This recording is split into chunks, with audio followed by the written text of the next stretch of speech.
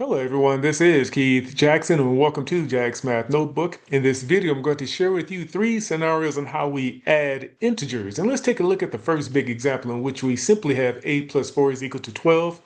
Well, we're going to we're going to see this in terms of pluses and minuses. And so in this case, we have all pluses, right? So we have 8 pluses plus 4 pluses will give us 12 pluses that you see right here. These 8 plus these 4 will give us a positive 12 or just 12 because you don't have to put a positive sign in front of the 12. Now let's take a look at the second big example in which we're going to be adding integers, same sign, but negative numbers. And so we have a negative 8 minus 4 is equal to a negative 12. Well, how can that be? Well, here's how we can see it. We can see it as a negative 8 plus a negative 4 is equal to a negative 12. And so let's say you're in the lake and you're down 8 feet and you want to go an extra 4 feet down, right? And so that means you just simply 12 feet deep in the lake because you had these 8 negatives plus these 4 negatives. And guess what? You're swimming with the fishes, right?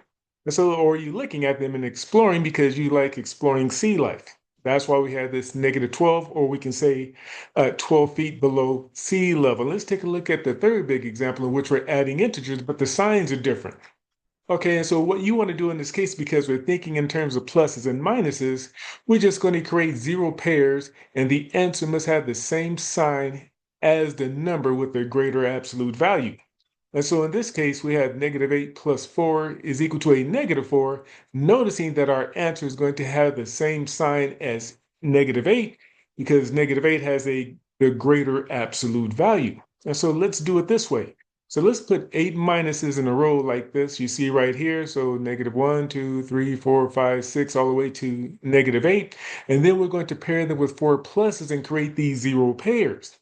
And so when we do that, we have a zero pair right here. This creates a zero pair, zero pair, zero pair, zero pair. And guess what we have remaining? We have 4 negatives remaining, and that's why our answer is negative 4. Okay, you have been given some significant information, and I wouldn't blame you if you need to pause the video to take a look at things or replay this video as many times you need to gain a deeper understanding of the three scenarios of adding integers. But in the meantime, please comment, share, like, and subscribe to Jack's Math Notebook for more content. Thank you and goodbye.